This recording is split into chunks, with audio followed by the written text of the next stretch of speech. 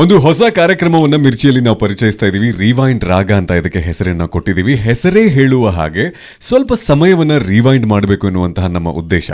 And ಎಲ್ಲ ಕನ್ನಡಿಗರಿಗೂ ಕೂಡ ನಾವು ಎಷ್ಟೇ ಮುಂದೆ ಬಂದರೂ, ಎಷ್ಟೇ ಹೊಸ ಸಿನಿಮಾಗಳು ಬಂದರೂ, ಎಷ್ಟೇ ಹೊಸ ಸೂಪರ್ ಸ್ಟಾರ್ಗಳು ಬಂದರೂ ಕೂಡ ಇವತ್ತಿಗೂ ಕೂಡ ಸ್ಕೂಲ್ಗೆ ಹೋಗೋ ಮಕ್ಕಳಿಂದ ಹಿಡ್ಕೊಂಡು ಯಾರೇ ಆಗಿರಬಹುದು, ಹಳೆ ಹಾಡುಗಳು ಅವ್ರ ಕಿವಿಗೆ ಬಿತ್ತು ಅಂತ ಅಂದರೆ ಅವ್ರಿಗೆ ಗೊತ್ತಿಲ್ಲದ ಹಾಗೆ ಗುನ್ಗೋಕ್ಕೆ ಶುರು ಮಾಡ್ತಾರೆ, ತಲೆ ಆಡ್ಸೋಕ್ಕೆ ಶುರು ಮಾಡ್ತಾರೆ. ಸ್ವಲ್ಪ ದೊಡ್ಡವರಾಗಿದ್ರು ಅಂತ ಅಂದರೆ ಹಾಡುಗಳನ್ನು ಹಾಡೋಕ್ಕೂ ಶುರು ಮಾಡ್ತಾರೆ. ಸೊ ಅಂತಹ ಒಂದು ಸಮಯಕ್ಕೆ ಇವಾಗ ಸಮಯವನ್ನು ರಿವೈಂಡ್ ಮಾಡೋಣ.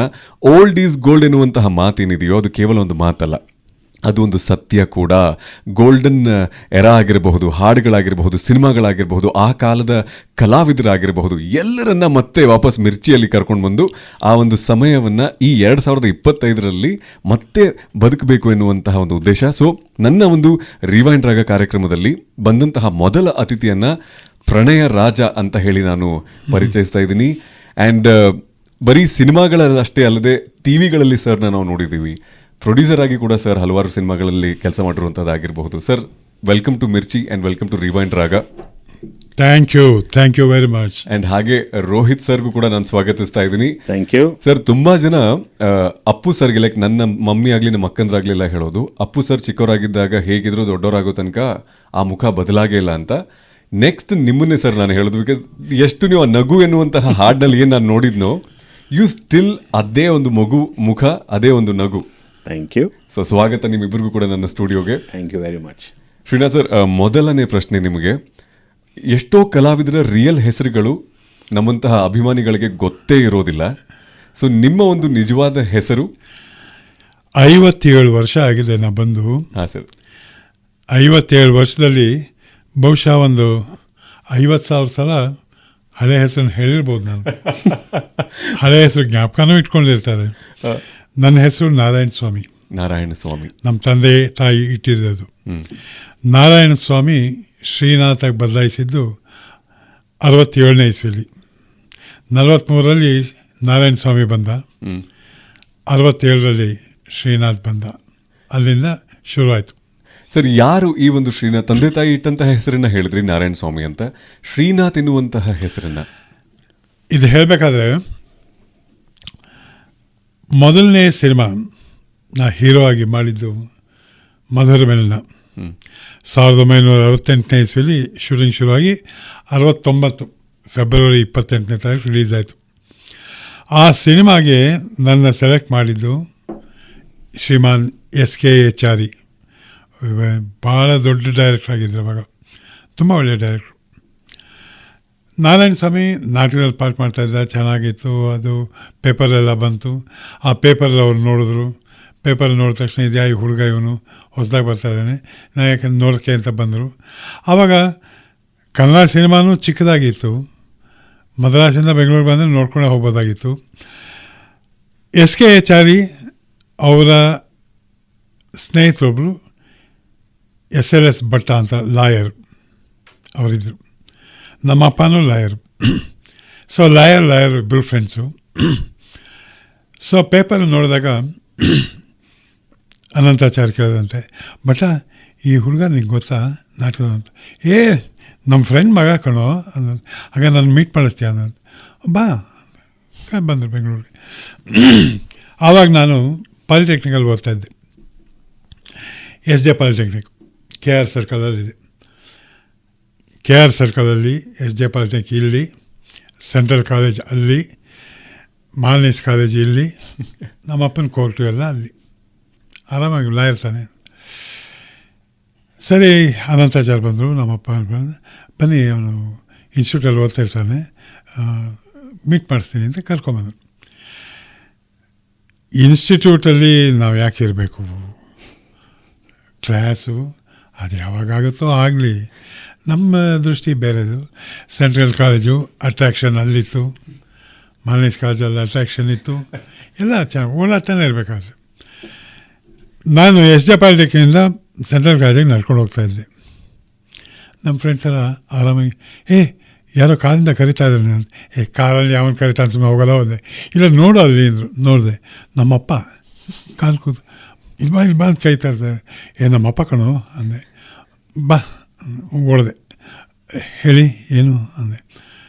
ಇವ್ರು ಗೊತ್ತಾ ಅಂದರು. SKHR ಅಂತ ಫಿಲ್ಮ್ ಡೈರೆಕ್ಟ್ರು, ನೀನು ಮೀಟ್ ಮಾಡಬೇಕಂತೆ, ಮಾತಾಡಬೇಕಂತೆ. ಓಹ್, ಯಾವಾಗ ಮೀಟ್ ಮಾಡ್ಬೇಕು ಸರ್ ಅಂದೆ. ನೀ ಯಾವಾಗ ಆಗಿದೆ ಆವಾಗಪ್ಪ ಅಂದರು. ನಮ್ಗೆ ಆವಾಗ ಸಿನಿಮಾ ಡೈರೆಕ್ಟ್ರು, ಸಿನಿಮಾ ಸೇರೋ ಆಸೆ, ಆದರೂ ನಮ್ಮ ಒಂದು ಪರ್ಸ್ನಲ್ ಕೆಲಸ ಇರುತ್ತಲ್ಲ, ಯಾವ ಟೈಮಿಗೆ ನಾವು ಸೆಂಟ್ರಲ್ ಕಾಲೇಜ್ ಹತ್ರ ಹೋಗಬೇಕು ಅದು ಹೋಗಲೇಬೇಕು. ಇಲ್ಲಿ ಡೈರೆಕ್ಟ್ ಅಂತ ಹೋದ್ರೆ ಅಲ್ಲಿ ಮಿಸ್ ಆಗಿಬಿಡ್ತಲ್ಲ ನೋಡೋದು. ಸರ್ 1 hour ಟೈಮ್ ಕೊಡ್ತೀರಾ ಸರ್, ಬರ್ತೀನಿ. ಆಯ್ತಪ್ಪ ಹೊರಟೋರು. ನಡೆದಿರೋ ಬೇಗ ಅಂತ ಸೆಂಟ್ರಲ್ ಕಾಲೇಜಿಗೆ ಹೋಗಿ ನಮ್ಮ ಫ್ರೆಂಡ್ಸು ಅವರು ನಾವು ಮಾತಾಡ್ಕೊಂಡು ಕೂತು 1 hour ಆಗೋಯ್ತು. ಆವಾಗ ಈ ಮೊಬೈಲ್ ಗಿಬೈಲ್ ಏನಿಲ್ಲ, ಫೋನ್. ಒಂದಾದಮೇಲೆ ಒಂದು ಸಲ ನಮ್ಮ ಫ್ರೆಂಡು ಕೊಂಡಜ್ಜಿ ರಾಜಶೇಖರ್ ಅಂತಿದ್ದ, ಮುಕ್ತಿಲೆಲ್ಲ ಮಾಡಿದ್ದ. ಅವನು ನಿಮ್ಮ ಅಪ್ಪ ಬಂದು ಏನೋ ಹೇಳಿದ್ರು ಅಂದ. ಅವರು ಹೋಟ್ಲಿಗೆ ಹೇಳಿದ್ರು. ಎಷ್ಟು ಟೈಮ್ ಅಂದೆ? 1:15 ಗಂಟೆ ಆಯಿತು ಅಂದ. ಅಯ್ಯೋ ನಮ್ಮಪ್ಪ ಬೈತಾರೆ ಅಂತ ಓಡಿದೆ. ಬ್ರಾಡ್ವೇ ಹೋಟ್ಲಿದ್ರು, ಎಲ್ಲ ಕಾಯ್ತಾಯಿದ್ರು ರೂಮಲ್ಲಿದ್ದರು. ಹೋದೆ. ಏನಪ್ಪ ನಾಟಕದಲ್ಲೆಲ್ಲ ಚೆನ್ನಾಗಿ ಮಾಡಿದ್ಯಂತೆ ಅಂದರು. ಹಾಂ ಸರ್. ಸಿನಿಮಾಲಿ ಮಾಡ್ತೀಯಾ ಅಂದರು. ಹೀರೋ ರೋಲ್ ಕೊಡ್ತೀರಾ ಅಂದೆ. ಹೀರೋ ರೋಲ್ ಇಲ್ಲದೆ ಹೋದರೆ ಅಂದರು. ಬೇಡ ಸರ್. ಹೋಗಪ್ಪ ಹೇಳಿ ಕಳಿಸ್ತೀನಿ. ಹೇಳಿ ಕಳ್ಸೋದೇನು ಗೊತ್ತೇ ಇದೆ ನಮಗೆ. ಇಷ್ಟು ಮಾತಾಡಿದ ಮೇಲೆ ಇಲ್ಲ ಯಾವನು ಕಳ್ತಾನೆ. ಆಯ್ತು ಸರ್, ಹೊರಟೋದೆ. ನಮ್ಮಪ್ಪ ಆಸೆ ಇತ್ತು ಸಿನಿಮಾಗೆ ಸೇರಬೇಕು ಅಂತ. ಒಬ್ಬರು ಡೈರೆಕ್ಟ್ರ್ ಕರೆದಿದ್ದಾರೆ, ಇಂಟರ್ವ್ಯೂ ಮಾಡ್ತೀವಿ ಅಂತ. ಮಾತಾಡ್ಕೊಂಡು ಕೂತಿರ್ಬಾರ್ದ, ಇದೇನು 2 ಇದರಲ್ಲಿ ಹೊರಟೇ ಹೋದ ಅಂತವ್ರು. ಸಾಯಂಕಾಲ ನಾವು ಕ್ಲಾಸ್ ಮುಗಿಸ್ಕೊಂಡು ಸಿನಿಮಾ ಮುಗಿಸ್ಕೊಂಡು ಮನೆಗೆ ಹೋಗೋಷ್ಟೊಂದು ನಮ್ಮ ಅಪ್ಪ ಬಂದುಬಿಟ್ಟಿದ್ದಾರೆ ಮನೆಗೆ. ಡಬಾ ಅಂತ ತಿರುಗ್ತಾ ಇದ್ದಾರೆ ಕಾಂಪೌಂಡೊಳಗೆ. ಯಾಕಪ್ಪ ಲೇಟು ಅಂದರು. ಸ್ಪೆಷಲ್ ಕ್ಲಾಸ್ ಅನ್ಬೇಡ, ಎಲ್ಲೋಗಿದೆ? ಸಿನಿಮಾಕ್ಕೆ ಹೋಗಿದ್ದೆ. ಸರಿ, ಏನು ಅಷ್ಟೇನ ಮಾತಾಡೋದು ಡೈರೆಕ್ಟ್ರ್ ಹತ್ರ ಅಂದರು. ಅಲ್ಲ, ಅವರು ಹೀರೋ ಪಾರ್ಟ್ ಕೊಟ್ಟರೆ ಮಾಡ್ತೀನಿ ಅಂದೆ, ಇಲ್ಲ ಅಂದರೆ ಬಂದುಬಿಟ್ಟೆ. ಅವ್ರೇನು ಹೇಳಿದ್ರು ಗೊತ್ತಾ ಅಂತ. ಆಗಲ್ಲ ಅಂತ ತಾನೇ ಅಂದಿದ್ದಾರೆ. ಅದನ್ನೆಲ್ಲ ಯಾಕೆ ಹೇಳಕ್ಕೆ ಹೋಗ್ತೀರಾ? ಅದು ನಾಳೆ ಒಂದು ನಾಟಕ ಇದೆ ನಂದು ಅಂತ ಏನು ಹೇಳ್ಕೋದೆ. ಸುಮ್ಮನೆ ಯಾಕೆ ಬರೀ ನೋಡ್ತಾನೇ ಇದ್ದೆ. ನಮ್ಮಪ್ಪನೂ 5 ನಿಮಿಷ ನೋಡ್ತಾನೆ ಇದ್ದರು. ತಪ್ಪು ಮಾಡಿದ್ದೀನಿ, ಡೈರೆಕ್ಟ್ ಹತ್ರ ಸಹ ಮಾತಾಡಲಿಲ್ಲ. ಇನ್ನಪ್ಪ ಏನಾದ್ರು ಹೇಳ್ತಾರೇನೋ ಅಂತ ನೋಡ್ತಾಯಿದ್ದೆ. ನಾಳೆ 11 ಗಂಟೆಗೆ ಸರಿಯಾಗಿ ಇದೇ ಬ್ರಾಡ್ವೇ ಹೋಟ್ಲಲ್ಲಿ ಅವ್ರನ್ನ ನೀವು ಮೀಟ್ ಮಾಡಬೇಕಂತೆ ಅಂದರು. 11 ಗಂಟೆ.